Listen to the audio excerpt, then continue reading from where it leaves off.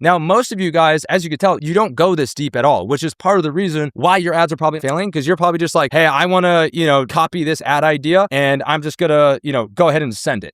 You're not considering the core avatar. You're not considering specific subsection of that avatar. You're not really considering the angle other than just like what your product does. And that's part of the reason why your ads potentially aren't working. And so to give you an example of what this breakthrough memo process looks like, basically what this is you're explaining why are we making this ad? And in this instance, this is an ad where I actually kind of give a framework for you guys where, hey, we have this ad in the ad account that has spent close to $280,000. And this is a real example from my team. And this breakthrough memo led to a breakthrough ad. And what a breakthrough ad is an ad that scales your ad account. That's what every single one of you want. And so we have this ad, negative framing, that spent close to $280,000. Now we have this new ad from X, it was a creator, that's doing really well and then did well again with another UGC iteration. So we had this specific ad that was doing well and we had other creators remaking it and it was doing even better. And so basically what the ideator thought, and it was someone on my team, said, so I was thinking if we could blend this UGC with this other type of ad that is working, if we put those two concepts together, I think it could do really well. That was why he wanted to do it. And now think about how well thought out that is. Some of you guys, when you're writing your why, would be like, oh, well, I saw this ad on the Facebook ad library, or my competitor is running it, so I want to run it. Or, I saw it on a YouTube video. Like, you're not going that deep, which again, it doesn't mean you have to always go deep. But in this instance, a lot of times, if you're struggling to actually create ads that can scale, sometimes you're just not really thinking a lot about what you're actually doing and why you're doing it. And now the next step here is the what. And in this example, carrying it on, instead of talking about features, we lead with what our product prevents. If you are sub-avatar, this unique mechanism won't do X every time Y happens, which will not cause the thing sub-avatar is scared of. Now, obviously, this is a framework, guys, but you guys can fill in the blanks. Instead of talking about features, we lead with what our protein bar prevents. If you are a bodybuilder, this new EPG, I'm just using David Protein as an example, won't make you have bloat every time you eat protein bars, which will not cause the bloating look after going to the gym, or, when you take your shirt off and girls are like,